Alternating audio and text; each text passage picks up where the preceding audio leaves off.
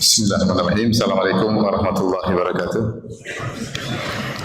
Alhamdulillahi ala ihsani wa syukru lahu ala taufiqihi wa amtinani. Asyhadu an la ilaha illallah wahdahu la syarika lahu ta'ziman li sya'ni. Wa asyhadu anna Muhammadan abduhu wa rasuluhu da'ila ridwani. Allahumma salli alaihi wa ala alihi wa ashabihi wa ikhwani. Sebelumnya saya mengaturkan banyak syukur dan terima kasih kepada panitia di Qatar ya. Alhamdulillah ini yang kalau tidak salah keempat kali saya mengisi kajian di Qatar ya. Sekali, dua kali bersendirian, yang sekarang juga dua kali bawa keluarga. Dan bagi saya ke Qatar liburan ya, bukan capek. Tadi Ustaz Zubair Masya Allah mengatakan bahwasanya di tengah sebenarnya tidak sibuk ya, karena kalau saya di Qatar banyak kosongnya ya. Banyak mainnya, alhamdulillah ya, ada waktu buat liburan, buat keluarga ya. Beda kalau di Jakarta dengan kepadatan, dengan kemacetan dan sebagaimana antum ketahui ya. Sini alhamdulillah semuanya dimudahkan. Jadi saya terima kasih bisa ketemu dengan antum yang paling utama. Yang kedua alhamdulillah bisa sekaligus untuk liburan, alhamdulillah. Semoga semuanya menjadi timbangan kebaikan bagi antum di akhirat kelak. Pengajian kita kali ini judulnya kita perlukan semua ya, bahwasanya pilihan Allah adalah yang terbaik. Kenapa? Karena memang kita tidak sedang tinggal di surga. Kalau di surga kita minta apa aja Allah kasih.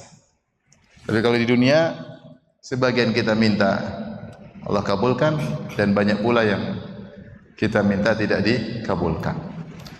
Ada rencana yang sesuai dengan yang kita harapkan, bahkan terkadang lebih daripada ekspektasi kita, dan banyak juga rencana yang ternyata meleset, tidak sesuai, membuat kita berderai air mata, membuat hati kita menjadi sedih, terkadang buat kita amarah dan berbagai macam hal.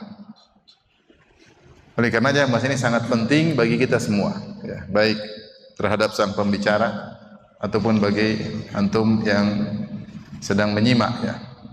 Baik yang masih tua atau yang sudah muda. Aku balik ya. Baik yang masih muda maupun yang sudah tua. Karena namanya ujian kehidupan tidak akan berhenti kecuali sampai meninggal dunia. Oleh karenanya perlu kita meyakini bahwasanya pilihan Allah yang terbaik agar kita di balik ujian yang kita hadapi kita masih bisa berbahagia.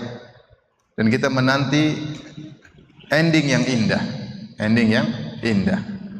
Dan itu betapa sering kita dapatkan jika kita bersabar menghadapi berbagai ujian Allah Subhanahu wa taala.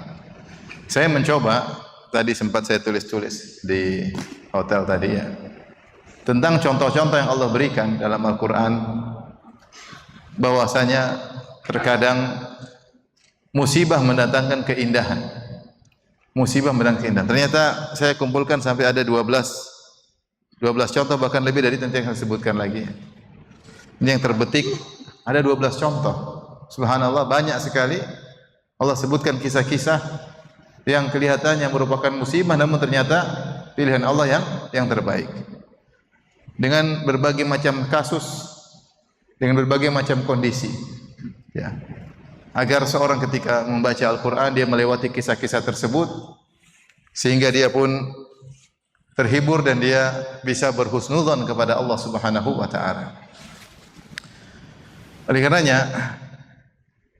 ikhwan dan akhwat yang dirahmati Allah Subhanahu wa taala, pernyataan bahwasanya semua pilihan Allah itu yang terbaik itu tidak secara mutlak. Yang benar bahwasanya pilihan Allah pasti terbaik bagi orang yang bersabar menghadapi ujian. Kalau tidak bersabar, belum tentu pilihan terbaik. Betapa banyak orang ketika dikasih musibah dia semakin hancur, semakin kufur, bahkan ada yang murtad. Itu pilihan yang tidak baik sebagai akibat dosa yang dia lakukan. Makanya seperti dalam hadis kata Rasulullah SAW, "Laisa minna man daraba al-khududa wa syaqqal juyuba wa da'a bid'al jahiliyah."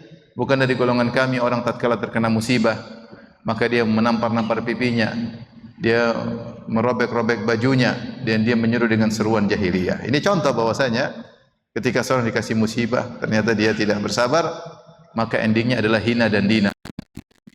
Oleh karenanya, pernyataan al-khair khiratullah, yang terbaik adalah pilihan Allah, adalah benar dengan syarat jika seorang bersabar menghadapi ujian-ujian tersebut. Untuk memantapkan akan hal ini, maka saya akan menyebutkan kisah-kisah tersebut secara singkat tentunya, karena kalau kita mau cerita satu-satu, satu cerita butuh satu kajian. Satu cerita butuh satu kajian, karena ini ada 12 cerita berarti 12 jam. Maka saya, dan masing-masing saya sudah ada kajiannya, rata-rata saya sudah ada kajiannya ya. Ya. Oleh karenanya kita hanya men-share secara singkat agar kita mengambil fikrah, mengambil makna umum yang terkandung oleh cerita-cerita tersebut, bahwasanya siapa yang bersabar dengan ujian yang Allah berikan, maka dia akan meraih kesudahan yang sangat indah. Dia akan meraih kesudahan yang sangat indah. Baik, kita mulai. Jadi pertama ada beberapa poin, pilihan Allah yang terbaik ada beberapa poin. Saya sebutkan poin pertama adalah dalil dalam Al-Quran terlalu banyak bahwa pilihan Allah lebih baik daripada pilihan sang hamba yang soleh. Kalau saya boleh tambahkan, sang hamba yang soleh yang bersabar. Yang bersabar. Karena kalau tidak soleh enggak. Ya. Kalau tidak soleh enggak ya. Secara umum ya. Baik. Di antara kisah-kisah yang Allah sebut dalam Al-Quran, contoh yang pertama adalah terkait hukum. Allah turunkan hukum. Yang ketika Allah turunkan hukum tersebut, para sahabat tidak suka. Karena hal yang namanya fitrah manusia tidak suka dengan hukum tersebut. Hukum tersebut adalah kewajiban berperang. Kewajiban berperang.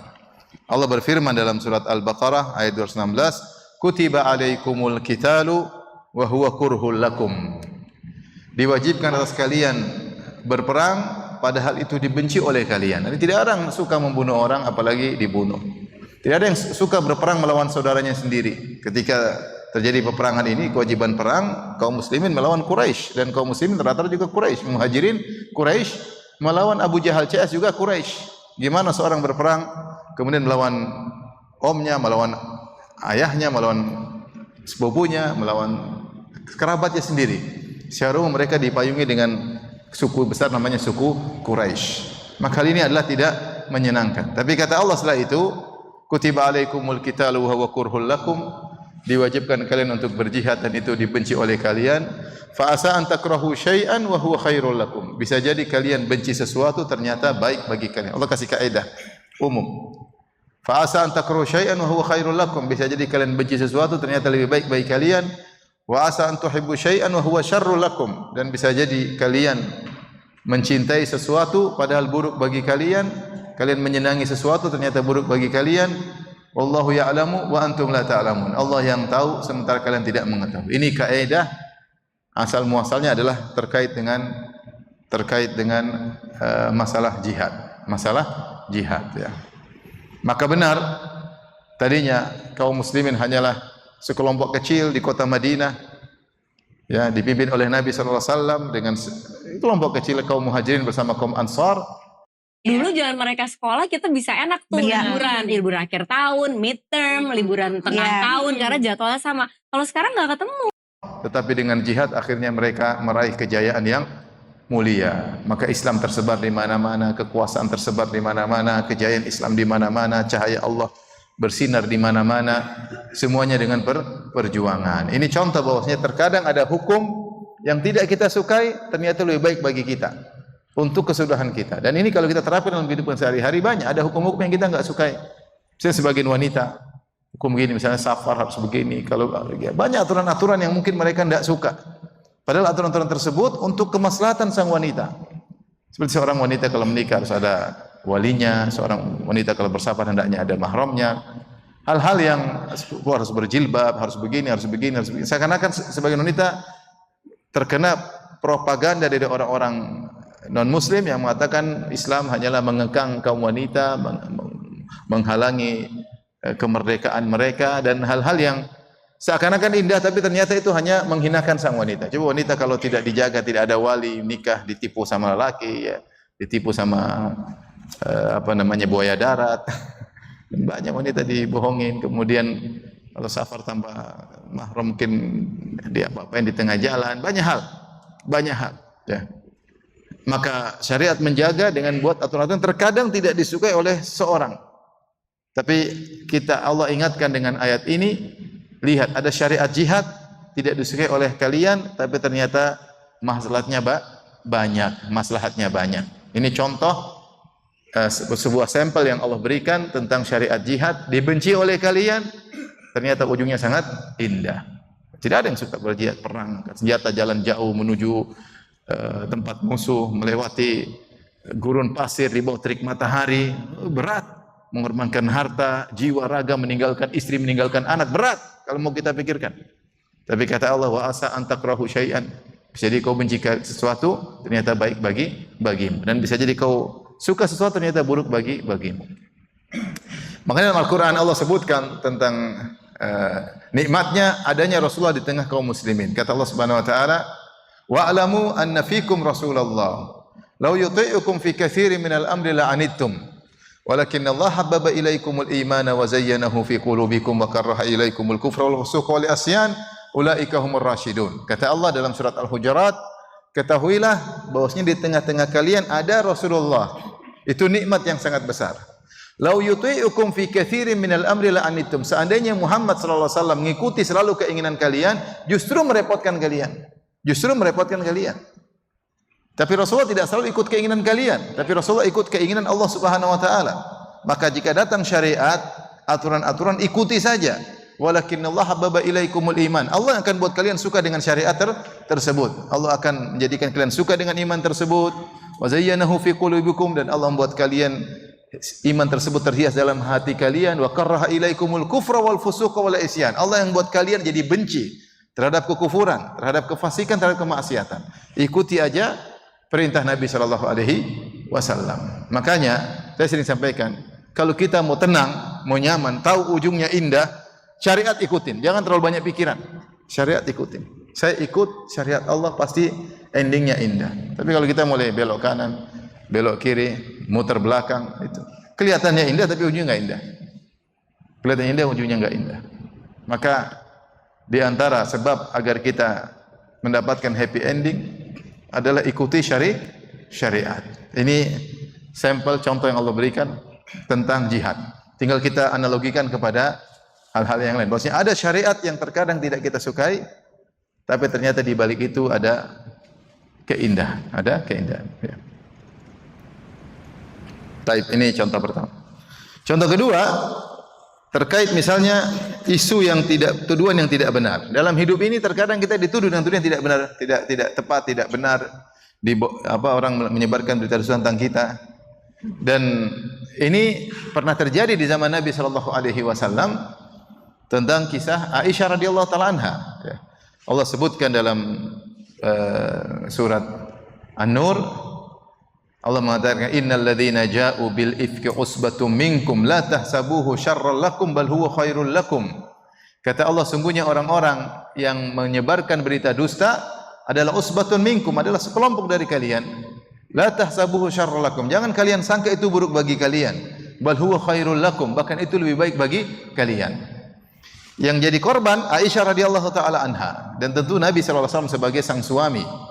Bagaimana tidak, sang istri Aisyah radhiyallahu anha dituduh berzina. Dituduh berzina, tentu yang gelisah adalah suaminya. Sementara sang suami tidak bisa membela Aisyah karena sang suami tidak tahu hal gaib. Dan itu berlanjut sampai sebulan, ya. Sampai akhirnya Allah turunkan ayat membela Aisyah, hampir sekitar 15 ayat dalam surat An-Nur, mulai dari firman Allah, innal ladzina ja'u bil ifki usbatun minkum, sampai terus. Sampai Allah berfirman, al-khabithatu lil-khabithina wal-khabithuna lil-khabithat wat-tayyibatu lit-tayyibina wat-tayyibuna lit-tayyibat ulaika mubarra'una mimma yaqulun lahum maghfiratun wa rizqun karim. Kata Allah Subhanahu wa taala, laki-laki yang baik-baik untuk perempuan baik-baik, dan laki-laki yang buruk untuk perempuan yang buruk untuk laki-laki yang buruk. Kemudian al-khabithatu lil-khabithin, wanita-wanita buruk untuk laki-laki buruk, dan laki-laki buruk untuk wanita-wanita buruk. Wanita-wanita baik untuk laki-laki baik, dan laki-laki baik untuk wanita-wanita yang baik. Ini ayat turun begitu banyak. Ternyata tadinya Aisyah dituduh dengan tuduhan berzina, sehingga saking Nabi tidak tahu Aisyah berzina atau tidak, setelah sebulan lewat dan Aisyah merasa ada perubahan, dia tidak tahu ada kasus di luar, ada desas-desus bosnya dituduh berzina. Dia bilang tidak ada yang meragukanku kecuali saya mendapati perubahan sikap Nabi. Nabi kalau masuk ketemu Aisyah, Nabi hanya mengatakan kaifatikum, gimana kondisimu, itu aja. Biasanya Rasulullah SAW mungkin cumbui, Rasulullah cium. Rasulullah tidak begitu. Kenapa? Karena sang istri sedang dituduh berzina. Maka Rasulullah merubah sikap, tetapi Rasulullah SAW tetap menjalankan sebagai tugas sebagai seorang suami mendatangi istrinya, tapi cuma bertanya kaifatikum, bagaimana kabar kalian. Sampai akhirnya Aisyah tahu bahwasanya dia telah tersebar di kota Madinah, bahwasanya dia dituduh berzina dengan Sofwan bin Mu'attal As-Sulami radhiyallahu taala anhu, ya. Sampai akhirnya karena tidak ada kabar dari Allah Subhanahu wa taala, maka Nabi SAW datang kepada Aisyah, dan Aisyah waktu itu minta izin untuk pulang ke rumah orang tuanya, saking berat yang dia hadapi, ya. Isu yang paling berat bagi seorang yang baik-baik dituduh yang tidak-tidak itu sangat berat. Lebih berat daripada dipukul, ya. Daripada dicuri uang. Ketika seorang yang baik-baik dihabisi harga dirinya, itu sangat berat. Makanya Nabi SAW, ya, lebih berat bagi beliau ketika dikata-katain, ya, dikatakan pendusta, padahal dia sebelumnya dikatakan as-sadiqul amin. Seluruh orang satu Mekah bilang dia as-sadiqul amin, orang yang jujur dan terpercaya. Ketika dia mempropagandakan atau menyampaikan dirinya adalah seorang, memproklamirkan dirinya seorang nabi, maka dia dituduh pendusta, dukun, tukang sihir, disihir, sahabi, orang keluar dari ada tradisi nenek moyangnya, dan itu lebih berat bagi Nabi daripada diambil hartanya atau dipukul, ya. Dan Aisyah sekarang mengalami yang mirip. Dia seorang mulia, wanita saleh dari keluarga baik-baik, bapaknya Abu Bakar As-Siddiq, suaminya Muhammad sallallahu alaihi wasallam. Kemudian dia dituduh berzina. Maka Aisyah pun pulang ke rumahnya, ya, sampai menangis, ya. Sampai kemudian datang wanita Ansariyah minta izin nangis sama Aisyah, solidaritas, nangis bareng-bareng. Sampai ketika itu Nabi pun datang ke rumah Aisyah. Ada bapaknya Abu Bakar As-Siddiq dan ibunya Ummu Ruman. Maka Rasulullah berkata, "Ya Aisyah, in kunti alamti bidzamb." Kalau memang kau berdosa, istighfarlah. Sungguhnya seorang hamba yang mengaku dosanya akan diampuni oleh Allah Subhanahu wa taala. Kalau kau tidak demikian, fasayubarri'ukillah. Tapi kalau kau tidak berzina, maka Allah akan membela engkau. Ketika Nabi ngomong begitu, Aisyah pun semakin sedih. Kenapa semakin sedih? Karena ternyata suaminya dalam keraguan. Harusnya suaminya bilang, engkau istriku, enggak mungkin kau begitu, enggak. Tapi ternyata Rasulullah tidak begitu. Rasulullah kasih dua kemungkinan. Ada kemungkinan berzina, ada kemungkinan tidak. Dan Rasulullah tidak mungkin juga mengatakan kau tidak mungkin berzina, karena Rasulullah tidak mungkin mendahului sesuatu yang gaib. Yang tahu Aisyah berzina atau tidak cuma siapa? Allah Subhanahu wa taala. Maka Rasulullah sebagai seorang rasul, dia tidak mungkin mengatakan sesuatu yang dusta. Maka dia kasih dua pilihan kepada Aisyah.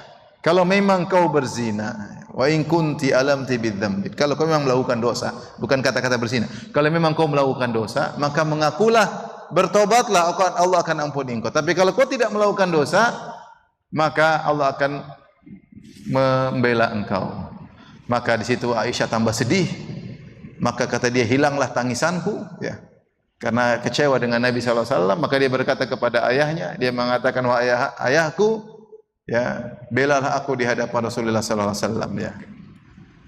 Ayahnya enggak bisa, dia, ya ibuku, belalah aku di hadapan Rasulullah SAW. Ibunya juga enggak bisa. Tiba-tiba kemudian turun ayat, rentetan ayat membela Aisyah radhiyallahu taala anha, ya. Setelah kejadian itu malah Aisyah semakin mulia. Bayangkan Allah turunkan 15 ayat kurang lebih membela seorang wanita. Aisyah mengatakan, saya tahu Allah akan bela saya, tapi saya menyangka Allah akan bela hanya lewat mimpi kepada Nabi sallallahu alaihi wasallam. Wala sya'ni ahqar. Menurut saya diri saya terlalu hina, rendah untuk dibela oleh Allah dengan ayat-ayat yang Allah turunkan dalam Al-Qur'an yang dibaca sampai hari kiamat. Subhanallah. Ternyata gara-gara tuduhan tersebut Aisyah semakin bersinar, semakin berkilau, semakin indah. Bayangkan Betapa banyak ayat-ayat tentang pembelaan terhadap Aisyah yang kita hafal, yang kaum muslimin hafal, banyak sekali. Jadi dibaca sampai hari kiamat. Oleh karenanya ini sebagai contoh juga, ya, seperti perkataan saya dilihat di Qatar tadi, ruba dorotin nafiah. Ada, masya Allah, ada tulisan ruba dorotin nafiah. Terkadang perkara mudarat mendatangkan manfaat. Contohnya ini dialami oleh Aisyah, musibah ternyata ujungnya indah. Ini contoh yang keberapa? Masih ada keberapa? Masih ada 10. Masih kuat nggak? Ada kopi gratis nggak? Masih ya? Udah hampir 20 menit ya. Baik. Contoh ketiga, saya terlalu lama mungkin syarahnya. Kita singkat-singkat aja. Contoh ketiga terkait ya anak. Betapa banyak orang ketika dianugerahi oleh Allah anak, ternyata mungkin dia kurang ridho. Dia kurang ridho. Terkadang dia ingin laki-laki, ternyata anak perempuan. Dia ingin anak perempuan, ternyata anak laki-laki. Dan itu biasa. Makanya terkadang seorang suami merubah sikap terhadap istrinya. Ketika di USG, dia ingin anak laki-laki, ternyata anaknya perempuan, maka dia rubah sikap sama istrinya. Kurang sayang lagi, ngambek-ngambek. Padahal yang salah bukan istrinya, yang salah dia sendiri. Yang tanam benih siapa? Dia. Istrinya cuma pasrah ditanamin ya. Tapi begitu tahu anaknya laki-laki sesuai harapan, maka istrinya disayang, dibelikan hadiah karena dia tahu setelah USG anaknya apa? Laki-laki. Tapi ini juga pernah Allah sebutkan kisah tentang ibunya Maryam, ya, ibunya Maryam yang dia punya anak dan dia berharap anaknya laki-laki. Ya. Dia mengatakan inna dzartu laka ma fi batni muharraran fataqabbal minni innaka antas samiul alim. Ya Allah, aku bernazar, kalau saya punya anak, saya akan jadikan anak saya sebagai khadim, yaitu pelayan di Masjidil Aqsa. Dia ingin anak laki-laki, muharraran, dia khusus untuk berkhidmat di Masjidil Aqsa. Dia ingin punya anak laki-laki, karena namanya kalau pengkhidmat laki-laki lebih leluasa dan lebih banyak yang bisa dikerjakan di Masjidil Aqsa. Itu yang diharapkan. Bahkan dia berdoa kepada Allah punya anak laki-laki untuk bisa menjalankan keinginannya. Karena dia ingin dapat pahala. Punya anak berkhidmat di Masjidil Aqsa, sang ibu dapat pahala punya anak yang soleh, kerjanya di masjid, ngurusin jamaah. Siapa yang tidak ingin punya anak seperti itu ya? Ternyata kata Allah, falamma wada'atha qalat rabbi inni wada'tuha unsa. Tatkala dia melahirkan ternyata anaknya perempuan. Dia mengatakan rabbi inni wada'tuha unsa. Ya Allah, tidak sesuai dengan ekspektasi. Ternyata anakku apa? Perempuan. Kata Allah, Allahu a'lamu bima wada'at. Allah lebih tahu karena Allah memang menciptakan. Yang ciptakan Maryam siapa dalam janinnya? Allah. Ketika dia kabarkan rabbi inni wada'tuha unsa. Ya Allah, ternyata aku melahirkan anak perempuan. Kata Allah, Allahu a'lamu bima wada'at. Allah lebih tahu tentang apa yang dia lahirkan. Kata Allah, walaysa dzakaru kal unsa. Dan laki-laki tidak sama dengan wanita. Ada yang mengatakan ini perkataan Allah, ada yang mengatakan perkataan ibunya Maryam. Tidak sama ya Allah. Saya ingin anak laki-laki supaya bisa berkhidmat, ternyata anaknya perempuan. Tapi dia pasrah, dia ridho. Wa inni uidzuha bika wa dzurriyyataha minasyaitonir rajim. Namun aku memohon kepada engkau agar kau melindunginya dan melindungi anaknya. Karena dia tahu anak perempuan bakalan punya anak dari godaan syaitan yang terkutuk. Fataqabbalaha rabbuha biqabulin hasanin wa ambataha nabatan hasana wa kaffalaha Zakaria. Ternyata subhanallah dari perempuan yang soleh ini Maryam keluar Nabi Isa alaihissalam. Lelaki yang sangat soleh. Lelaki yang sangat soleh. Seandainya laki-laki bukan Nabi. Ternyata anaknya perempuan. Luar biasa kisah yang panjang. Ternyata anak ini, perempuan ini bakalan punya anak lagi namanya Isa bin Maryam. Yang saking solehnya sampai dianggap Tuhan oleh miliaran manusia. Yang sebentar lagi akan dirayakan hari kelahirannya. Kelahiran Tuhan. Subhanallah. Maryam tidak menduga. Ternyata ibunya tidak menduga. Ya, Hanna namanya, disebut dalam buku namanya Hanna.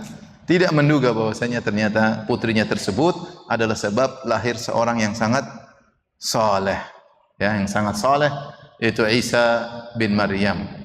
Oleh karenanya seorang, ya ini contoh, kalau dikasih seorang anak apapun yang Allah anugerahkan, maka dia ridho. Dia tidak tahu di balik itu mungkin kalau dia sabar pasti ada kebaikan. Bahkan saya bilang seandainya ada seorang melahirkan ternyata anaknya cacat. Ternyata anaknya misalnya cacat mental, apa namanya istilah sekarang? Apa? Down syndrome. Apa lagi satunya? Autis misalnya, autis. Autis. Saya lihat beberapa teman-teman punya anak autis, masya Allah. Saya ada kawan anaknya autis. Terus istrinya melahirkan lagi autis lagi. Subhanallah. Tapi dia sabar, dia sayang luar biasa. Taruhlah anak kita, kita semua tidak ada yang pingin. Cuma ada seorang dianugerahi seorang anak yang cacat. Bisa jadi itu sebab dia masuk surga. Ibarat ada orang ngurusin anak yatim orang dapat pahala bersama Nabi di surga. Ana wa kafilul yatim kahataini fil jannah. Kata Nabi, aku dan pengurus anak yatim seperti di surga, dekat meskipun ada bedanya. Apalagi dia ngurus anak sendiri.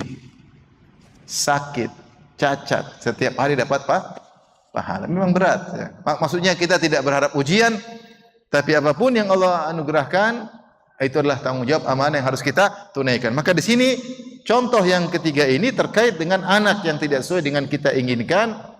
Ternyata di balik itu jika seorang sabar menghadapinya, menjalaninya, maka dia akan mendapatkan ending yang indah sebagaimana yang dialami oleh Hannah ibunya Maryam ya. Ibunya Maryam.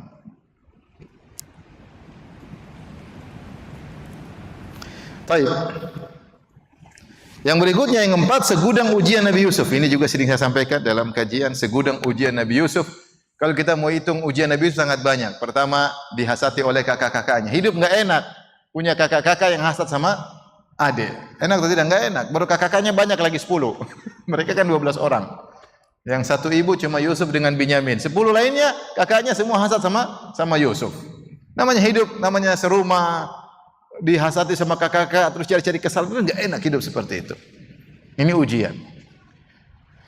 Akhirnya kakak-kakaknya bikin masalah sehingga akhirnya Yusuf kemudian dibawa, kemudian dibuka bajunya, dimasukkan dalam sumur. Ujian berikutnya dimasukkan dalam sumur tanpa berbusana. Kenapa dilepas bajunya? Supaya bajunya mau dikasih darah, supaya dikatakan darah kambing, untuk dikatakan Yusuf sudah dimakan sama serigala, nih bajunya penuh dengan darah. Maka Yusuf dimasukkan dalam sumur tidak pakai baju.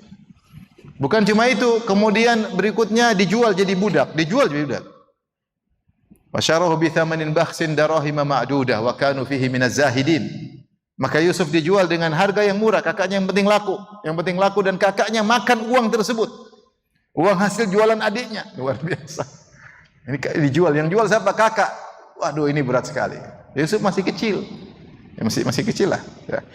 Bayangkan yang jual kakak-kakaknya. Akhirnya jadi budak yang diperjualbelikan, dijual ke orang lain, jual di orang sampai akhirnya dibeli oleh seorang pembesar di Mesir. Namanya budak, kerja tanpa gaji. Kerja. Yusuf sabar. Sampai akhirnya majikan wanitanya jatuhnya sama dia, yang konon namanya Zulaikha, yaitu Imratul Aziz. Ya, ini ujian lagi. Setelah itu ujian mau diajak berzina, ujian lebih berat lagi daripada dijual sama kakaknya. Paling berat diajak berzina. Sang Zulaikha sudah menghiasi dirinya, udah cantik ya. Namanya istri menteri biasanya cantik, itu kan menteri. Menteri biasanya istrinya cantik. Ya. Kalau yang enggak cantik udah terlanjur berarti. Tapi kalau dia mau pilih, dia pasti cari istri yang cantik. Istri yang cantik. Makanya sudah cantik Zulaikha, dia menghiasi dirinya. Ya. Karena haitalak dalam Al-Quran mengatakan haitalak ayat Yusuf, kemarilah. Dalam sebagian ayat qiraah hitulak. Aku sudah bersiap-siap untuk dirimu, yaitu kecantikan di atas kecantikan. Sudah cantik, dia berpoles lagi. Pintu semua sudah ditutup. Kemudian merayu Yusuf. Laqad hammat bih wa hamma biha. Sang wanita sudah kebelet, Yusuf juga sudah bergetar hasratnya. Tapi Allah selamatkan Yusuf. Setelah itu bukan cuma itu aja. Setelah itu ternyata Zulaikha panggil ibu-ibu Mesir. Semuanya ibu pingin sama Yusuf. Semua ibu pingin ya sama Yusuf. Akhirnya Yusuf berdoa, Rabbis sijnu ahabbu ilayya mimma yad'unani ilaih. Ya Allah, aku lebih senang di penjara daripada rayuan mereka. Yusuf tidak mengatakan daripada rayuan Zulaikha doang, tapi kata Yusuf, mimma yad'unani ilaih. Wa illa tasrif anni kaidahunna asbu ilaihinna. Kalau kau tidak palingkan aku dari rayuan ibu-ibu tersebut, aku akan condong kepada mereka. Wa akum minal jahilin, aku akan terjerumus dalam maksiat, termasuk orang-orang jahil. Maka Allah kabulkan. Bayangkan, akhirnya ibu-ibu pada ngerayu Yusuf. Zulaikha bilang, tolong rayu Yusuf buat saya. Disebut dalam sebagian buku tafsir, ada ibu bilang, Yusuf, udah, gak usah sama Zulaikha, sama saya aja. Subhanallah. Bayangkan yang goda banyak wanita, luar biasa. Ujian berat. Ujian apa lagi? Dipisahkan sama ayahnya. Bayangkan seorang anak sangat sayang kepada ayah ibunya dipisahkan. Gimana dikisahkan? Pisah dari ayah dan ibunya. Kemudian dipenjara gara-gara urusan Zulekha, dipenjara. Setelah dipenjara kemudian diperpanjang lagi penjaranya sampai akhirnya semua rentetan musibah tersebut ternyata menjadikan Yusuf sebagai seorang bangsawan. Seorang menjadi Yusuf sebagai bangsawan. Ya. Ketika ketemu dengan kakak-kakaknya, singkat cerita, akhirnya Yusuf buka kartu. Yusuf berkata, "Innahu qala ana Yusuf wa hadha akhi, innahu may yattaqi wa yasbir fa inna Allah la yudhi'u ajral muhsinin." Ini kaidah menunjukkan bagaimana kesabaran Yusuf yang berkepanjangan menjadikan dia menjadi bangsa. Ini yang saya heran Yusuf ini sabarnya terlalu lama, luar biasa. Bertahun-tahun. Ada yang mengatakan dia terpisah dari ayahnya 15 tahun, ada yang mengatakan 40 tahun. Selama itu dia bersabar.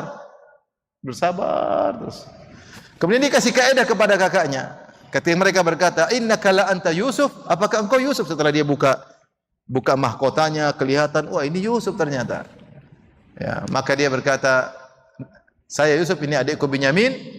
Innahu may yattaqi wa yasbir." Siapa yang bertakwa dan bersabar, fa innallaha la yudhi'u ajral muhsinin. Allah tidak akan menyia-nyiakan pahala orang-orang yang ihsan. Menunjukkan Yusuf dalam seluruh rentetan ujiannya. Entah berapa ujian yang disebutkan tadi. Dia selalu bersabar. Dan menunjukkan selama rentetan ujiannya dia selalu berbuat ihsan. Ihsan apa? Dia merasa Allah melihat dia. Dia merasa Allah senantiasa melihat dia. Dia tahu saya sedang diuji, Allah sedang nilai saya. Itu yang harus kita hadirkan, itu yang kurang kita hadirkan. Sedang diuji nih. Ini Allah sedang nilai. Malaikat sedang nyatat, Allah sedang lihat saya, Allah sedang menguji saya. Saya lulus atau tidak. Dan subhanallah bukan satu ujian, dua ujian, rentetan ujian tadi. Dan ujungnya Yusuf menjadi seorang bangsawan. Ini contoh, Allah kasih contoh tentang Nabi Yusuf alaihissalam. Ya. Baik. Kisah yang kelima, segudang ujian Nabi Musa alaihissalam. Ini juga kisah menakjubkan. Nabi Musa alaihissalam sejak kecil diuji, ibunya diuji, letakkan dalam keranjang, dilepaskan di Sungai Nil. Akhirnya berjalan Nabi Musa, didapati oleh Fir'aun. Fir'aun ambil Musa, istrinya yang dapat. Ramses ini kalau kita baca dalam sejarah Faraina, Ramses ini punya istri banyak. Salah satu istrinya adalah wanita ini yang konon namanya Asia bintu Muzahim. Dan istri ini tidak punya anak. Istri tidak punya anak. Allah sudah atur dia tidak punya anak. Makanya ketika dia dapat Musa, faltaqatahu alu fir'aun liyakuna lahum aduwwan. Yang dapat istrinya Nabi Musa. Ketika tunjukkan sama Fir'aun, Fir'aun marah. Dibuka ternyata Musa kulitnya tidak sama seperti suku Kipti. Mungkin kulitnya berbeda. Ini Bani Israel harus dibunuh karena dia sedang bunuh anak-anak. Kata istrinya, la taqtuluhu. Au asa an yanfa'ana au nattakhidahu walada. Jangan bunuh dia. Siapa tahu dia bermanfaat bagi kita atau kita jadikan dia anak. Akhirnya Musa jadi anak angkat. Ya. Fir'aun akhirnya nurut sama istrinya. Ini subhanallah, terkadang ada orang bengis nurut sama istri. Makanya antum kalau nurut sama istri jangan terlalu sedih. Fir'aun aja nurut sama istri. Tapi nurut yang benar, jangan enggak benar. Istri yang benar nurut, ya. Kalau enggak benar ya jangan diturutin ya. Dalilnya apa? Fir'aun aja nurut sama apa? Fir'aun mau bunuh nih, la taqtuluhu. Kata istri, jangan bunuh dia. Siapa tahu bermanfaat. Kata para ulama, benar bermanfaat, akhirnya istrinya masuk Islam. La natakhidahu walada, kami jadikan dia anak. Subhanallah, tidak ada yang duga ternyata disebutkan dalam sebagian Musa secara bahasa Mesir, hieroglif bahasa kuno, Musa artinya adalah anak sungai. Jadi Sa adalah anak, Mu artinya sungai. Atau ya sungai Nil. Musa itu anak sungai. Ramses dari bahasa Mesir kuno, Ra sama Ses. Ra adalah dewa matahari, Se adalah anak. Sehingga Fir'aun disebut anak dewa matahari. Ini sekedar bahasa saja. Intinya akhirnya Fir'aun merawat Nabi Musa. Ternyata seandainya ibunya bertahan pegang Nabi Musa, maka Nabi Musa akan terdengar suara tangisannya dan akan dibunuh oleh anak buah Fir'aun karena mereka sedang mencari anak yang lahir tahun itu, semua harus dibunuh. Tapi karena ibunya Nabi Musa menjalankan perintah dari Allah, meletakkan Musa berjalan dan itu sangat berat bagi seorang ibu. Apalagi dia tahu ternyata dia lepaskan Musa dalam keranjang supaya selamat dari Fir'aun, ternyata malah diambil oleh keluarga Fir'aun. Ngeri atau tidak? Ngeri lah, bayangkan. Bayangkan seorang ibu taruh anak yang dia cintai di keranjang, taruh sungai Nil supaya kabur dari Fir'aun, ternyata malah diambil oleh Fir'aun. In kadat la tubdi bihi walaula an rabbatna ala qalbiha liyakuna minal mu'minin. Kata Allah Subhanahu wa taala, litakuna minal mu'minin. Kata Allah Subhanahu wa taala, hampir-hampir sang ibu berteriak, anakku jangan ambil, saking, tapi dia tahan. Kata Allah, walaula an rabbatna ala qalbiha, kalau bukan kami ikat hatinya sehingga dia tidak teriak. Kalau dia teriak, itu anakku, Musa mati enggak? Selesai, mati saat itu. Tapi dia diam, diempet karena Allah Subhanahu wa taala. Ternyata tidak berapa lama langsung sudah balik, ya. Tidak sampai 1 hari. Ternyata wa haramna 'alaiha al-maradi'. Kami pun mengharamkan bagi Musa untuk nyusu. Akhirnya begitu Musa dipelihara oleh Fir'aun, kata Allah, wa alqaitu 'alaika mahabbatan minni wa litusna'a 'ala aini. Kami lemparkan rasa cinta kepada dirimu. Semua yang lihat Musa pasti cinta sama Musa, termasuk Fir'aun. Fir'aun sayang sama Nabi Musa. Begitu datang Musa kecil, maka diambillah perhatian luar biasa, mengambil perhatian Fir'aun dan istrinya. Akhirnya Musa kehausan, mulai dia nangis. Maka dipanggillah ibu-ibu semua untuk menyusui Musa. Ternyata Musa enggak enak, rasa susunya enggak ada yang enak. Makanya sebelum Musa dilepaskan dalam keranjang, an ardhi'ih, Allah bilang susuin dulu dia. Sebenarnya di antara hikmahnya Musa hafal susu ibunya. Setelah itu semua ibu-ibu suruh nyusuin, enggak ada yang enak. Mau rasa vanila, mau rasa coklat, enggak ada yang enak. Sampai akhirnya datang kakaknya Musa, hal adullukum ala ahli baitin yakfulunahu lakum wa hum lahu nasihun. Maukah aku tunjukkan kepada kalian sebuah keluarga yang bakal ngerawat Musa dan mereka benar-benar nasihun, benar-benar baik urusin Nabi Musa. Ternyata ibunya. Kata Allah, faraja'naka ila ummika kay taqarra ainuha. Kami kembalikan engkau kepada ibumu agar dia bahagia. Sedih tidak sampai 1 hari Musa sudah kembali. Luar biasa.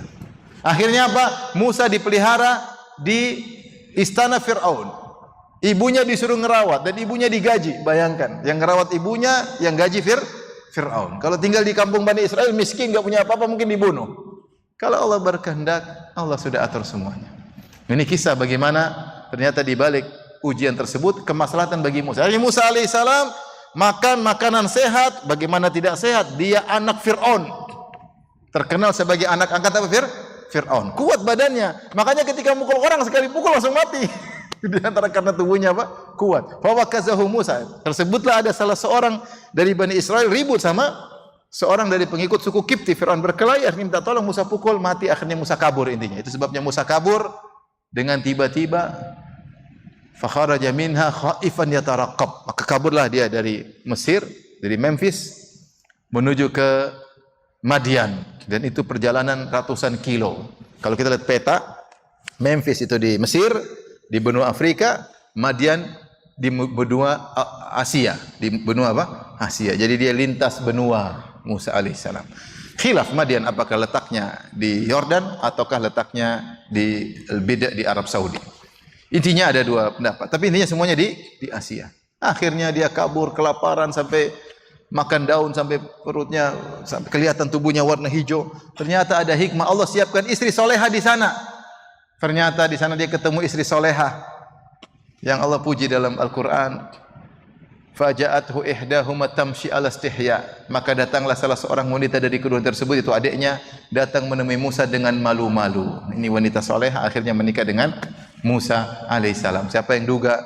Ternyata Musa kabur dari Mesir jalan ratusan kilo untuk nikah dengan seorang wanita soleha di sana. Dan kemudian Musa ketika pulang diangkat menjadi seorang Rasul. Ini contoh bahwasanya alaihissalam, tentang kisah Musa alaihissalam yang Allah sebutkan bahwasanya banyak hal-hal yang buruk ternyata endingnya indah.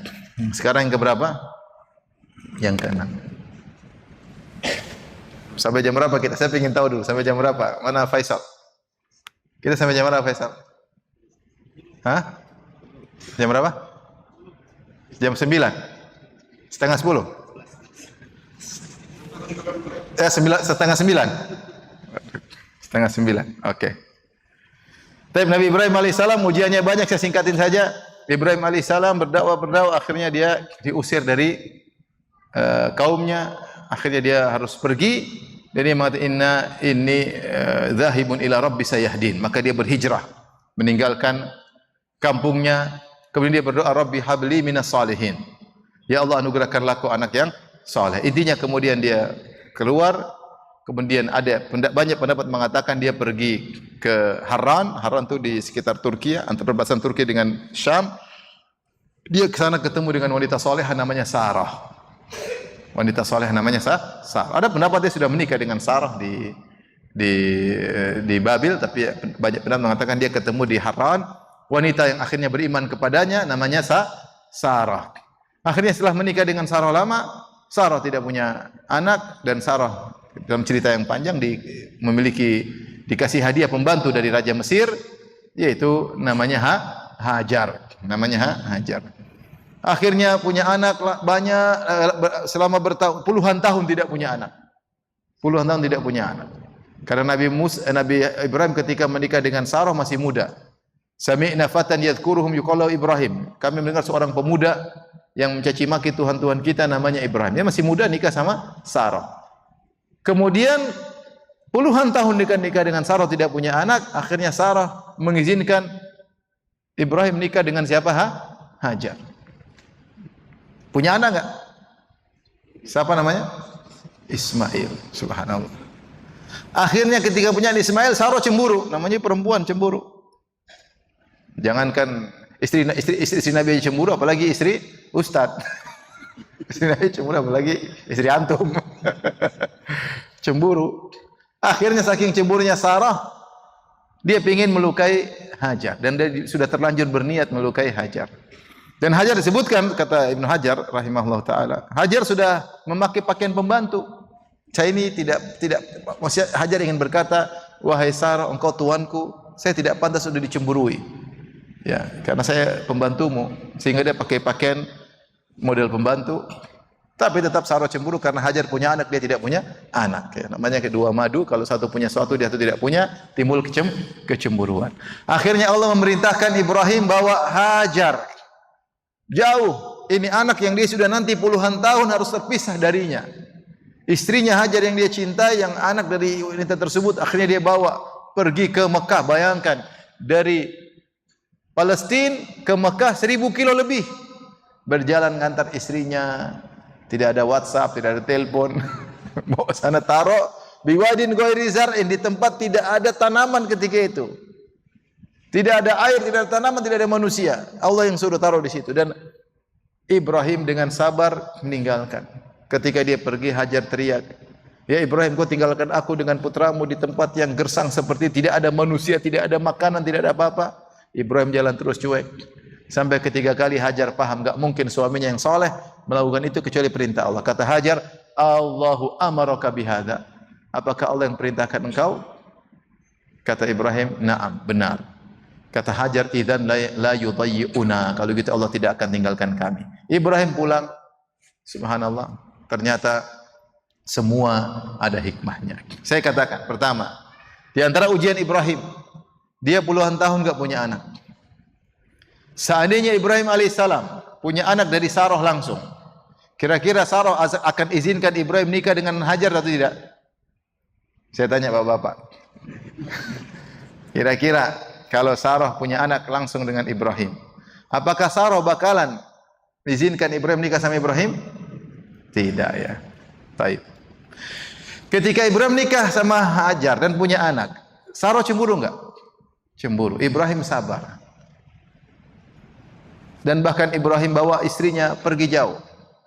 Ya, ternyata ada hikmahnya. Kalau Sarah tidak cemburu, maka Ismail akan tinggal di situ. Kalau Ismail tinggal di Palestina, tidak akan muncul namanya Muhammad sallallahu alaihi wasallam. Paham tidak? Ceritanya panjang nih, bulat, tapi harus antum paham. Ternyata akhirnya cemburu, dan Ibrahim tidak ngamuk-ngamuk sama istrinya. Sarah, udah ngaji kok masih cemburuan? Enggak. Katanya istri Nabi, enggak. Wanita cemburu wajar, Aisyah juga cemburu, semua juga cemburu. Hafsah juga cemburu. Apalagi istri antum. Jadi subhanallah, seandainya Hajar Sarah tidak cemburu, maka tidak ada namanya Ka'bah. Tidak ada ceritanya Hotel Zamzam, nggak ada. Nggak ada ceritanya Hotel Zamzam, nggak ada ceritanya. Mungkin nggak ada juga Qatar, nggak ada Masjid Muhammad bin Wahab, nggak ada semuanya.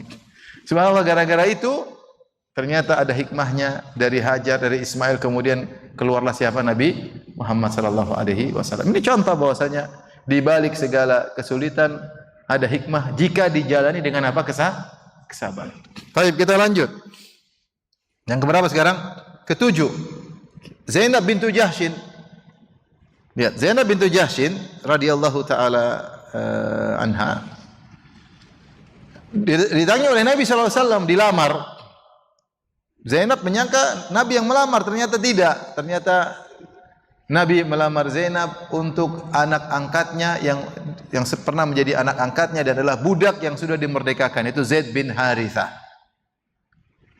Zainab awalnya ragu-ragu.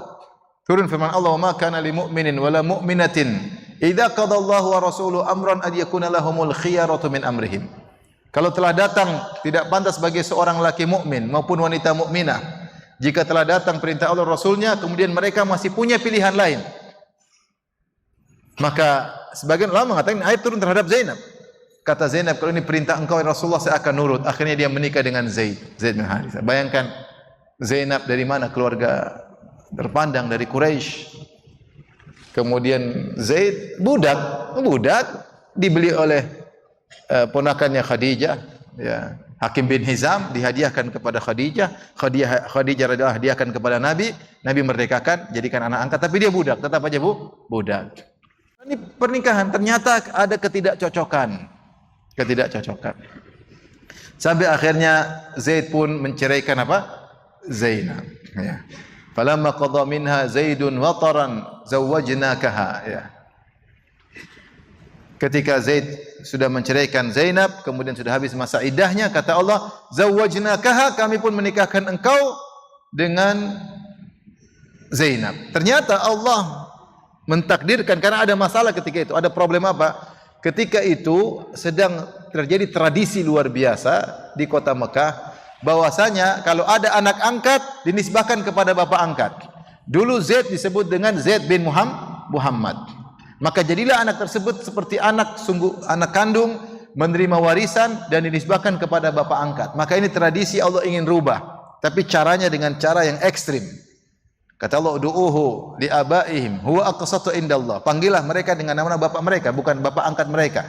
Caranya bagaimana? Bahwasanya aturan tabanni, anak angkat benar-benar hilang. Caranya bagaimana? Caranya anak angkat Rasulullah siapa? Zaid. Paham? Nikah dengan seorang wanita, namanya siapa? Zainab. Kemudian diceraikan. Cerai setelah masa iddahnya dinikahi oleh bapak angkatnya. Seandainya, sehingga menunjukkan bahwasanya Zaid dan Muhammad benar-benar tidak ada hubungan apa? Nasab. Seandainya ada hubungan nasab, tidak mungkin bapak angkat nikah sama anak perempuan dengan istri dari anak angkatnya. Ketika Rasulullah SAW menikah dengan istri mantan atau janda dari Zaid, menunjukkan Zaid tidak ada hubungan nasab dengan Nabi SAW. Allah yang perintahkan. Ini diantara hikmah kenapa Rasulullah disuruh nikah dengan Zainab bintu Jahshin. Ini seorang wanita yang sangat soleha. Tapi ceritanya dia harus korban dulu, nikah dengan orang ini tidak sukai. Karena ada perintah Allah, ada hikmah di balik itu. Kata Allah, "Falamma qadha Zaidun minha Zaidun wataran zawwajnakaha." Ketika Zainab sudah selesai masa iddahnya dari Zaid, kami nikahkan engkau dengan Zainab. Subhanallah, Zainab wanita yang sangat soleha. Sampai Zainab berkata kepada istri-istri Nabi yang lain, kata Zainab, "Zawwajakunna ahalikunna wa zawwajani Allah min fawqi sab'i samawat." Kalian istri-istri Nabi yang lain, yang nikahkan kalian wali-wali kalian. Adapun aku yang nikahkan langsung dari atas langit yang 7. Allah Subhanahu wa taala. Makanya ketika Aisyah dituduh berzina, ada saudaranya Zainab, yaitu Hamnah bintu Jahshin. Hamnah ikut menuduh Aisyah. Hamnah, karena dia saudarinya Zainab, dia ingin bela saudarinya, ingin menjatuhkan madunya Zainab Aisyah. Sementara Zainabnya enggak. Zainab menjaga diri. Ketika ditanya dia bilang, "Saya tahu dari Aisyah kecuali kebaikan," padahal itu madunya. Kata Aisyah, Aisyah cerita tentang bagaimana solehahnya Zainab. Ketika terjadi kasus, Zainab tidak ikut-ikutan bahkan membela saya. Sementara saudarinya nuduh saya. Aisyah berkata, wahiyallati tusamini. Padahal dialah yang menyayangiku dalam kecintaan kepada Nabi sallallahu alaihi wasallam. Tapi dia tidak ikut-ikutan menuduh siapa? Aisyah. Inilah Zainab bintu Jahsyin. Ternyata dia menjalani perintah Nabi sallallahu alaihi wasallam, ternyata ujungnya akhirnya dia menjadi ummul mukminin. Baik, lanjut lagi, masih ada waktu. Sekarang yang keberapa? 8. Kisah perang Badar. Perang Badar sahabat dulu banyak yang tidak suka karena singkat ceritanya ada Abu Sufyan datang dengan 40 pengawal bawa emas 200 kg. Itu sekitar 50.000 dirham. 50.000 dirham sekitar 200 kg emas. Pengawal cuma berapa? 40 orang. Nabi bilang, tuh ada Quraisy, maka mereka dalam peperangan, bunuh orang aja boleh, apalagi sekedar ambil harta. Ayo kita hadang mereka. Maka Nabi ajak sahabat ketika itu 315 orang atau 317 atau 309, 300 lebih. Ayo berangkat. Ada yang bilang, ya Rasulullah saya pulang ambil onta. Kata Rasulullah, enggak, yang hadir yang siap berangkat sekarang. Karena musuh cuma sedikit, cuma 40 orang. Akhirnya yang berangkat cuma 300 sekian. Di tengah jalan ternyata Abu Sufyan tahu dia mau dihadang, dia kirim surat kepada Abu Jahal. Akhirnya Abu Jahal datang dengan 1000 pasukan. Dengan 1000 pasukan. Kalau nggak salah pertama 1.300, kemudian dari Bani Zuhroh mundur jadi tinggal 1.000. Keluar 1.300 orang. Datang. Kemudian akhirnya Abu Sufyan lolos. Kata Abu Sufyan, wahai Abu Jahal, saya sudah lolos, pulang aja. Kata Abu Jahal, enggak, saya nggak mau pulang. Saya ingin ke Badar, basmi Muhammad dan teman-temannya, pesta pora 3 hari, biar orang tahu siapa Quraisy. Para sahabat keluar, mereka semangat, karena lawan 40 orang, emas berapa kilo? 200 kilo. Ternyata yang datang 1000 orang tidak bawa emas. Akhirnya, kata Allah, wa inna fariqam minal mu'minina lakarihun. Yujadilunaka fil haqqi ba'da ma tabayyana ka'annama yusaquna ilal mauti wa hum yanzurun. Jadi mereka keluar, kama akhrajaka rabbuka min baitika bil haqq wa inna fariqam minal mu'minina karihun. Kami keluarkan engkau dari rumah untuk berperang, sebagian kaum mukminin benci. Waduh, kalau lawan Abu Jahal gimana nih? Gimana nih? Kata Allah, wa idh ya'idukumullahu ihda at-ta'ifataini annaha lakum wa tawadduna anna ghayra dhati syaukati takunu lakum. Kata Allah Subhanahu wa taala, Allah telah menjanjikan kalian pasti menang. Sementara kalian pinginnya ngelawan Abu Sufyan. Bukan lawan apa? Abu Jahal. Karena Abu Sufyan enak, 40 orang bawa emas 200 kilo. Lawan Abu Jahal repot. Sampailah mereka, tapi mereka malas lawan Abu Jahal, pinginnya lawan Abu Sufyan terus. Tapi ternyata Allah takdirkan mereka lawan Abu Jahal. Sampai ketika Nabi sudah sampai dekat Badar, mereka tangkap 2 orang tukang ambil airnya Quraisy. Maka Nabi sedang sholat. Para sahabat tanya, kalian siapa? Kata mereka, kami tukang ambil airnya Abu Jahal. Dipukul. Abu Jahal atau Abu Sufyan? Abu Sufyan.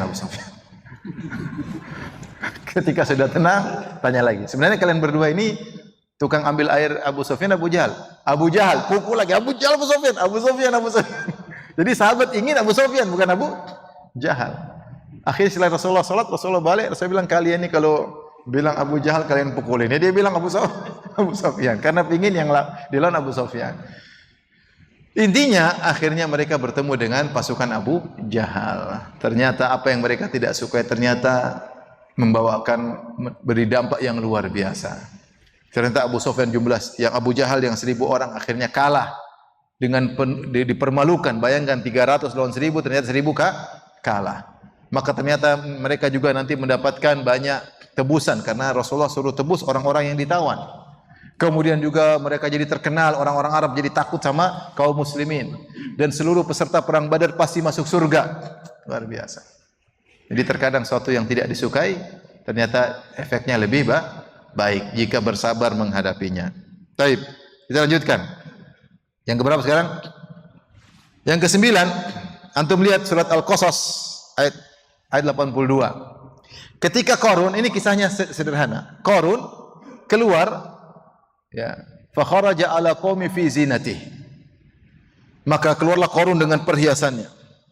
Maka ada yang berkata, ya laita lana mithla ma utiya Qarun. Innahu ladzu hazzin azim. Orang-orang yang cari duniawi berangan-angan ketika itu. Seandainya kita diberi harta seperti Qarun, Qarun sudah mendapatkan kenikmatan yang besar. Ya. Maka dinasihati orang beriman, wailakum thawabullah, ketahuilah bahwasanya pahala Allah lebih baik bagi kalian. Akhirnya, padahal mereka ingin kaya, mereka miskin, mereka ingin kaya seperti Qarun. Ternyata setelah itu Qarun keluar lagi sombong-sombongnya, kata Allah, fa khasafna bihi wa bidarihil ard, kami benamkan dia dan seluruh hartanya. Harta Qarun sangat banyak. Ya, wa atainahu minal kunuzi ma inna mafatihahu latanu bil usbati ulil quwwah. Kami berikan dia harta sampai kuncinya tidak bisa, hanya bisa dipukul oleh orang-orang yang kuat. Sampai disebutkan ada 40 begol untuk mikul kunci gudangnya Qarun. Itu kuncinya doang sudah 40 begol untuk mikul. Gimana gudangnya? Hartanya sangat banyak. Ternyata Allah tenggelamkan Qarun beserta harta-hartanya dilihat oleh Bani Israel. Akhirnya setelah itu orang-orang yang kemarin pingin kaya seperti Qarun, mereka mengatakan, laula an mannallahu alaina la khasafa bina. Alhamdulillah Allah kasih kami anugerah. Kalau tidak kami juga sombong seperti Qarun, kami juga bakalan terbenam dalam tanah. Yang ingin saya sampaikan di sini, orang-orang miskin itu berkata, laula an mannallahu alaina, alhamdulillah Allah kasih anugerah kepada kami. Sebagian tafsir mengatakan mereka tahu ternyata miskin mereka itu anugerah. Bayangkan. Mereka bilang, alhamdulillah kita diberi anugerah miskin. Kalau kita kaya mungkin kita sombong seperti Qarun. Kalau Qarun mungkin ditenggelamkan. Ini salah satu contoh orang-orang yang ngerti bahwasanya terkadang kemiskinan adalah anugerah. Untuk menghindarkan dari berbagai macam bencana. Orang kalau udah dapat harta, sombong, kaya, angkuh, selesai. Ini hiburan bagi yang miskin. Kita pengen jadi orang kaya yang bertakwa, oke lah. Tapi kan keinginan, pilihan dari siapa? Allah, bukan dari kamu. Kalau memang kau dipilih, ditakdirkan miskin, lihat anugerah. Mungkin kalau kau kaya, mungkin kau lupa diri. Ya, lupa diri. Ya Allah yang lebih tahu tentang apa yang terbaik bagi kita. Maksud saya di sini, lihatlah Allah kasih mereka miskin. Ternyata kemiskinan tersebut menyelamatkan mereka dari banyak bencana, di antaranya kesombongan dan keangkuhan, sehingga mereka menganggap kemiskinan tersebut sebagai suatu anugerah. Tapi yang berikutnya, yang ke-10 tentang perjalanan Nabi Khadir. Ketika Nabi Khadir berjalan dengan Nabi Musa alaihissalam, maka Nabi Khadir alaihissalam melakukan 3 perkara. 3 perkara yang dilihat oleh Nabi Musa dan Nabi Musa mengingkari. Yang pertama, Nabi Khadir jalan dengan Nabi Musa naik kapal gratisan. Karena orang-orang pemilik kapal kenal Nabi Khadir. Mereka tidak kenal Musa, tapi mereka kenal Nabi Khadir. Naik kapal, ketika turun gratisan, ternyata Khadir ngerusakin kapal. Musa heran. Ya. Kok yang ngerusakin kapal? Nanti bahaya, ini pemilik kapal bakalan tenggelam. Bagaimana air susu dibalas dengan air tuba? Kita sudah naik gratisan, malah kapalnya dirusak. Kata Khadir, innaka lan tastati'a ma'iya sabra. Saya sudah bilang, kau tidak sabar denganku. Kata Musa, jangan, saya lupa tadi. Kita sudah janji, jangan kau tanya-tanya. Kata Musa, saya lupa. Maafkan saya. Oke, lanjut, jalan lagi. Hatta idza laqiya gulaman faqatalah. Tiba-tiba Musa dan Khadir ketemu anak-anak lagi main. Khadir bunuh anak tersebut. Musa ingkari lagi, dan kali ini dia tidak lupa. Tapi dia tidak kuat lihat ada anak dibunuh tanpa dosa. Qatalta nafsan zakiyatan bighairi nafsin laqad ji'ta syai'an nukra. Bagaimana kau bunuh seorang anak tidak punya salah, kecuali dia bunuh orang lagi, dia tidak bunuh apa-apa. Sungguh kau telah melakukan perkara yang mungkar. Qala alam aqul laka innaka lan tastati'a ma'iya sabra. Saya kan sudah bilang, wahai Musa, kau tidak sabar denganku.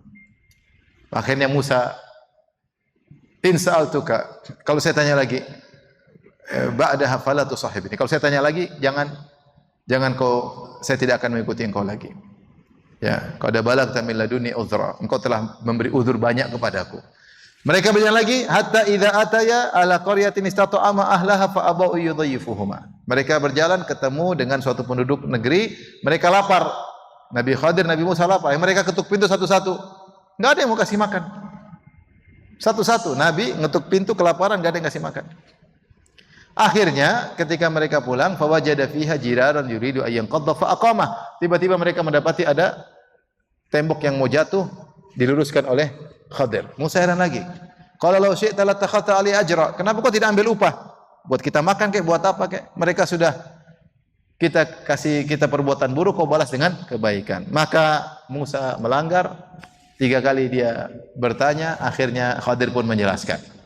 Amma safinatu fakanat limasakina ya'maluna fil bahri fa aradtu an aibaha wa kana wara'uhum maliku ya'khudhu kulla safinatin ghasba. Adapun perahu yang saya rusakin adalah milik para nelayan di situ. Dan ternyata di balik mereka ada raja yang suka merampas kapal-kapal yang bagus. Maka saya rusakin supaya kapal ini enggak dirampas. Ternyata rusaknya kapal tersebut mendatangkan manfaat supaya kapal tersebut tidak dirampas. Kalau bagus dirampas, kalau rusak enggak dirampas. Maka di sini Khadir menempuh kemudaratan yang kecil untuk menolak kemudaratan yang besar. Ya, dan ini sering terjadi dalam kehidupan kita. Ternyata Allah menimpakan kita suatu musibah untuk menghalangi kita dari musibah yang lebih besar. Itu banyak terjadi. Allah kasih kita musibah kecil untuk menyelamatkan kita dari musibah yang lebih besar. Yang kedua, ketika ada anak kecil dibunuh, maka Nabi Khadir menjelaskan, wa ammal gulamu fakana abawahu mu'minaini fa khashina ay yurhiqahuma tughyana wa kufra. Adapun anak ini kedua orang tuanya adalah 2 orang yang beriman. Ya. Sangat mencintai anak ini. Aku khawatir kalau dia besar, saking dicintai oleh kedua orang tua yang beriman, akan menjerumuskan kedua orang tuanya dalam kekufuran atau dalam kemaksiatan. Fa aradna ayyubdilahuma rabbuhuma khairam minhu zakata wa aqrabaruhuma. Maka kami berharap Allah gantikan anak ini dengan anak yang lain yang lebih soleh dan lebih sayang kepada kedua orang tuanya. Taib, menurut antum ketika kedua orang tua ini anak tadi meninggal, mereka menangis enggak? Mereka menangis padahal mereka tidak tahu kalau ini besar membuat mereka terjerumus dalam kufur, bisa murtad gara-gara anak ini. Saking mereka sayangnya kepada anak. Orang tua terkadang sayang sama anak, mungkin anak satu-satunya lupa. Ternyata anaknya brengsek, kedua orang tuanya kata Nabi Khadir bisa kafir atau paling tidak terjerumus dalam maksiat. Maka Allah wafatkan, Allah ganti dengan anak yang lain.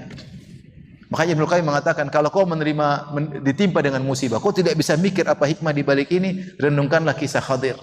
Tentu 2 orang tua ini tidak akan bisa memikirkan kenapa anak saya meninggal. Tapi yang tahu hikmah di balik itu cuma siapa? Allah. Kita enggak tahu. Terkadang hikmah dibuka, terkadang hikmah enggak dibuka. Ternyata Allah ingin menyelamatkan 2 orang tua ini. Karena anak ini kalau besar, mereka terjerumus dalam kufuran atau kemaksiatan. Allah ganti dengan anak yang lebih saleh dan lebih sayang kepada mereka. Padahal perpisahan itu sangat memilukan. Ternyata di balik itu ada keindahan. Ini contoh kisah Nabi Khadir mengajarkan kepada kita bahwasanya terkadang di balik musibah ada maslahat yang sangat besar yang terkadang tidak kita sadari. Baik, tinggal 2 lagi. Yang ke-11 kisah Hudaybiyah. Hudaybiyah kisahnya mudah, sederhana. Ketika Nabi bermimpi umrah, maka Nabi berangkat sama para sahabat 1.400 orang. Ada yang 1.500, 1.300, ada khilaf. Ketika berjalan dari Madinah menuju Mekah, sudah tinggal sedikit lagi, yaitu tinggal sekitar 25 kilo di Hudaybiyah, antara Hudaybiyah dengan Ka'bah sekitar 25 kilo. Tahu-tahu dihadang oleh Quraisy. Bilang harus pulang. Sahabat bilang enggak, sudah jalan jauh-jauh. Sahabat ketika hijrah sampai tahun 6 Hijriah ketika berangkat umrah tidak pernah lihat Ka'bah. Sudah berapa tahun? 6 tahun. Padahal mereka dulu tinggal di Mekah. Kira-kira rindu enggak lihat Ka'bah? Rindu. Dulu tiap mau tawaf tinggal tawaf. 6 tahun tidak pernah ketemu, sekarang berangkat mau lihat Ka'bah, mau umrah dilarang. Kita aja waktu corona udah rindunya luar biasa. Bagaimana lagi sahabat yang mereka memang penduduk asli kota Mekah. Oleh karenanya ketika dihadang, maka Umar ingin perang. Umar berkata kepada Nabi, "Ya Rasulullah, alaysa qatlana fil jannah wa qatlahum fin nar?" Ya Rasulullah, kalau kita perang sama mereka, kita mati masuk surga, mereka mampus masuk neraka. Kata Nabi, benar. Kata Umar, "Falima nu'tid daniyata fi dini?" Kalau gitu ngapain kita mengalah? Kita perang aja Rasulullah. Umrah atau mati. Kata Nabi, ketika itu Nabi tidak kasih musyawarah. Biasanya Nabi setiap ada masalah musyawarah. Dalam perang Badar musyawarah, dalam perang Uhud musyawarah, perang Khandaq musyawarah. Hudaybiyah enggak.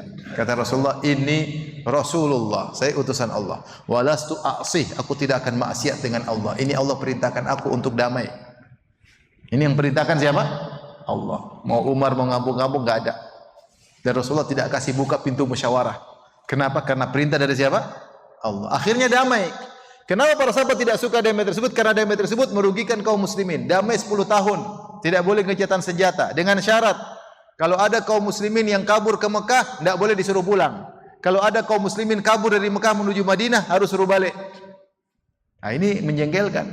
Bayangkan, di antara peraturan yang paling menjengkelkan, kalau ada orang muslim dari Madinah kabur, murtad balik ke Mekah, dibiarkan, enggak boleh suruh pulang. Tapi kalau ada orang Islam dari Mekah kabur menuju Madinah, harus suruh balik.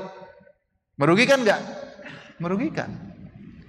Sini buat Umar tidak mau, bahkan seluruh sahabat hampir tidak mau. Makanya seorang sahabat, saya lupa, Sahal bin Hunayf mengatakan, ittahimu anfusakum, curigalah pikiran kalian. Sungguh kami hampir menolak perintah Nabi ketika Hudaybiyah. Karena kami sudah rindu, ternyata ada peraturan tidak menyenangkan. Ternyata Rasulullah SAW bersikeras. Sampai ketika perjanjian Hudaybiyah, isinya, hadza ma saluhu alaihi Muhammad Rasulullah SAW wa Suhail bin Amr. Inilah kesepakatan antara Muhammad Rasulullah dengan Suhail bin Amr. Kata Suhail bin Amr, wahai Muhammad, jangan tulis Rasulullah, tulis Muhammad bin Abdullah. Jangan tulis Rasulullah. Kalau kami ngaku kau Rasulullah, ngapain kita ribut-ribut sini? Hapus itu Rasulullah. Waktu itu tukang tulisnya Ali. Kata Nabi, wahai Ali, hapus Rasulullah. Kata Ali, enggak. Engkau Rasulullah.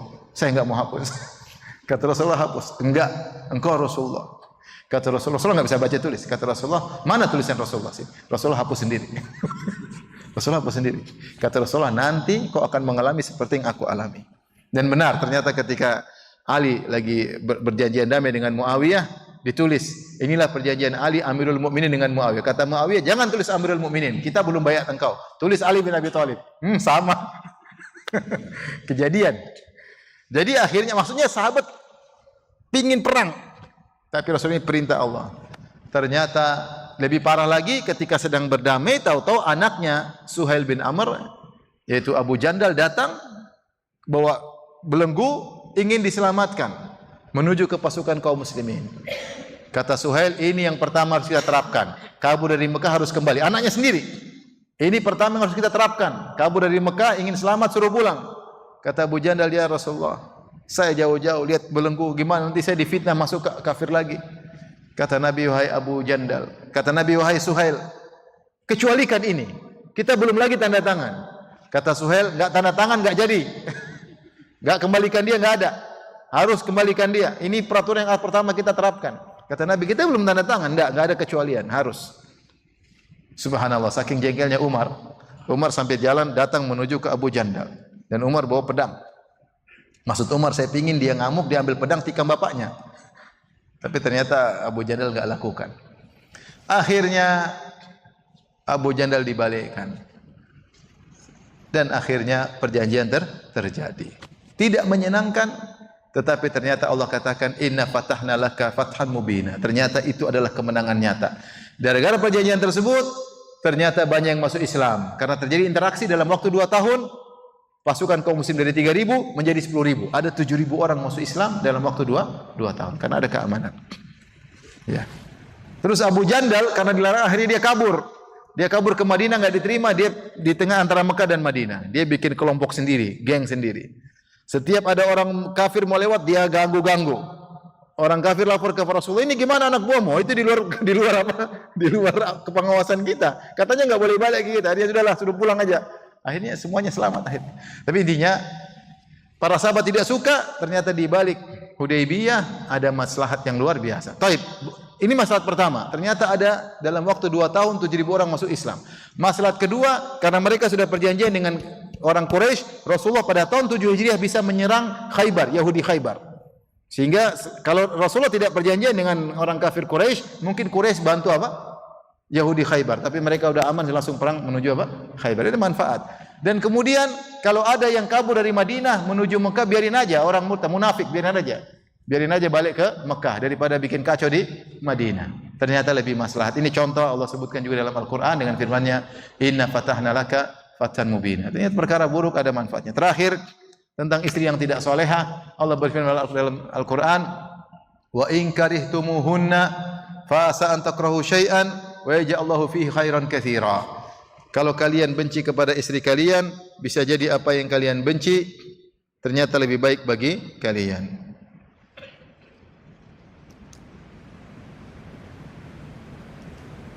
Dalam surat An-Nisa ayat 19, ya. Surat An-Nisa ayat 19. Ayat ini Allah berfirman, wa ashiruhunna bil ma'ruf, pergaulilah istri kalian dengan cara yang baik. Kemudian kata Allah, fa in karihtumuhunna, kalau ternyata kalian benci kalian, ada perangkat yang kalian tidak suka. Istri ginilah, mungkin kurang cantik, mungkin suka ngomel, cantik tapi suka ngomel.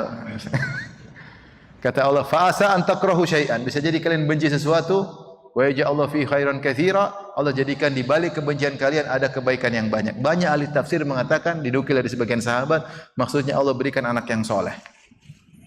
Nah, ditemu ada seorang ulama punya anak soleh sekali. Mereka heran, gimana kau punya anak soleh? Kesabaran dengan ibunya. Ternyata dengan bertahan dengan ibunya tersebut, Allah lahirkan anak yang soleh, yang tidak biasa, tidak wajar, sangat soleh. Dari wanita yang cerewet ini, ternyata punya anak yang soleh. Kenapa? Suaminya sabar, sehingga punya anak yang soleh. Dan itu salah satu tafsir dari ayat ini. Oleh karenanya, bisa jadi kita tidak suka sama seorang wanita karena kekurangannya, tapi kita dapat banyak manfaat. Di antaranya dapat pahala sabar. Tiap hari sabar dapat pahala. Ada kisah menikah Imran bin Hittan, seorang yang dia terkenal buruk rupa.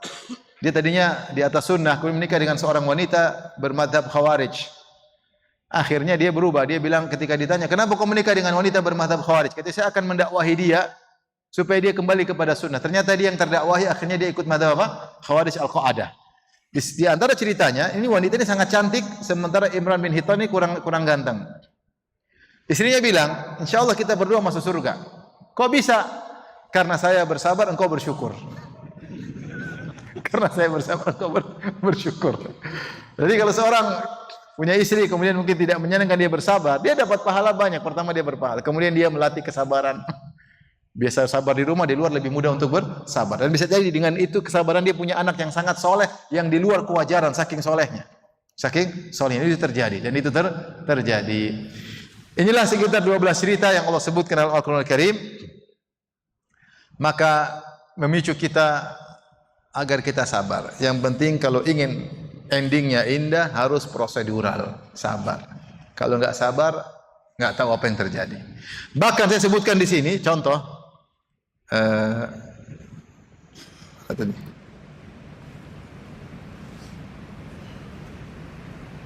Bahkan poin kedua saya tulis. Bahkan meski musibah datang karena kesalahan, yang penting dihadapi dengan kesolehan. Ada musibah datang, memang kita mungkin kita menganggap tidak punya salah, Allah kasih ujian untuk meninggalkan derajat, atau Allah ingin kita mendapatkan keindahan, ending yang indah. Atau mungkin kita terkena musibah karena kesalahan kita. Dan ini yang sangat mungkin menimpa kita, karena Allah kasih musibah karena kita salah. Tetapi meskipun demikian, kalau kita sabar, tetap endingnya tetap juga indah. Contoh siapa? Contoh Nabi Adam. Nabi Adam dapat musibah, diturunkan di bumi. Karena apa? Karena kesalahan. Ya. Tetapi setelah diturunkan di atas muka bumi, Allah semakin meninggikan derajatnya. Kata Allah Subhanahu wa ta'ala, ihbitu jami'an ba'dukum li ba'din adu, fa imma ya'tiyannakum minni hudan, faman ittaba hudaya fala yadhillu wala. Kata Allah Subhanahu wa ta'ala sebelumnya, asa Adamu rabbahu fagawa. Adam alaihissalam membangkang Rabbnya, bermaksiat, fagawa, maka dia pun tersesat. Kenapa? Gara-gara dia makan buah. Ya, fa akala minha fabadat lahuma sawatuhuma wa tafiqa yakhsifani alaihi waraqil jannah. Adam dan Hawa makan, kata Allah, wa asa Adamu, Adam bermaksiat, fagawa, Allah turunkan ke muka bumi. Allah berkata setelah itu, thumma jatabahu rabbuhu fataba alaihi wahada. Kemudian Allah pilih dia menjadi seorang nabi, dan Allah beri petunjuk, dan Allah terima tobatnya. Jadi Adam bersalah, diterima tobatnya, dia bertobat, tobat ibadah, diturunkan ke muka bumi, kemudian dia mengalami berbagai macam kesulitan hidup di atas muka bumi, ternyata diangkat derajatnya oleh Allah Subhanahu wa ta'ala. Ini meskipun salah, bermaksiat, kemudian dihukum, jika dia bersabar menghadapi hukuman tersebut, musibah tersebut, diangkat derajatnya. Contoh lagi Nabi Yunus alaihissalam. Nabi Yunus marah ketika audiens tidak menerima dakwahnya, maka dia pun pergi meninggalkan mereka. Allah tegur, ini kesalahan karena Allah belum menyuruh dia untuk pergi, tapi dia marah, dia pergi. Kata Allah, wa dhannuni idh dhahaba mughadiban fa dhanna an lan naqdir alaih. Dan ketika Yunus alaihissalam pergi meninggalkan kaumnya dalam kondisi marah, dan dia menyangka kami tidak akan menyulitkan hidupnya, ternyata kami sulitkan dia, ternyata dia ditelan oleh ikan paus. Maka dia pergi naik kapal, ternyata banyak ombak, barang-barang sudah diturunin, ternyata masih juga ombak, harus ada manusia yang keluar. Akhirnya mereka undian, keluar nama Yunus. Kata mereka, nggak enak, ini nabi. Undian kedua kali, keluar Yunus lagi. Undian tiga kali, Yunus lagi. Yunus sadar dia harus keluar, maka dia pun loncat, ditelan oleh ikan paus. Allah mengatakan dia kesalah, berbuat salah. Kata Allah, fasbir li hukmi rabbika wa la takun ka sahibil huti idh nada wa huwa maghdhum laula an tadarakahu ni'matun min rabbih lanubidha bil ara'i wa huwa madhmum fajtabahu rabbuhu faja'alahu minas salihin.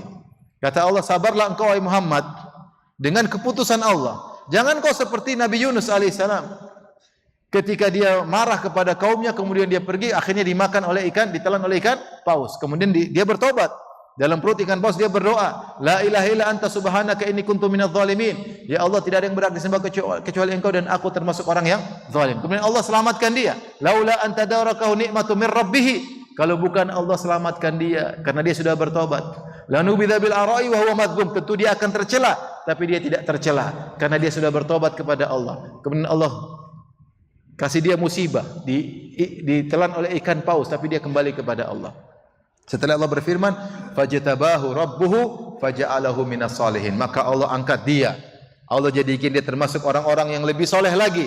Allah utus dia kepada kaumnya mi'ati alfin aw yazidun, lebih dari 100.000 umatnya beriman kepada Nabi Yunus. Bayangkan, endingnya indah. Tadinya umatnya kurang ajar, setelah Yunus melakukan kesalahan, dihukum oleh Allah, dia bertobat, dia bersabar, maka kembali kepada kaumnya beriman. Jadi mau saya, kalaupun kita terkena musibah, memang karena kesalahan kita. Saya tadi begini, ternyata musibah ini karena kesalahan saya. Sabar. Meskipun karena musibah, meskipun karena dosa, endingnya insyaallah indah. Baik, ini saja ikhwan dan akhwat yang dirahmati Allah Subhanahu wa taala, sebagai renungan bagi kita semua. Pas ya, 8:30 ya. Bahwasanya Allah kasih cerita banyak seperti ini agar kita husnudzon kepada Allah Subhanahu wa taala. Bahwasanya apa yang Allah pilih pasti yang terbaik. Saya yakin masing-masing kita punya cerita. Saya pun banyak cerita, tapi saya enggak bisa share apa yang saya alami, apa yang antum alami, bahwasanya ternyata di balik itu ada maslahat. Setelah kita renungkan, butuh perenungan sebentar aja. Kita mengalami terus kita renungkan, oh iya benar, kalau saya dulu begini tentu begini, kalau saya begini tentu begini. Kita perlu renungan. Ternyata di balik musibah-musibah tersebut ada ending-ending yang indah. Tapi kalau kita ngamuk-ngamuk, kita marah-marah, jangan berharap. Khawatirnya endingnya semakin buruk. Wallahu taala alam bisawab. Ini saya ingin sampaikan. Kalau ada yang bertanya saya persilakan.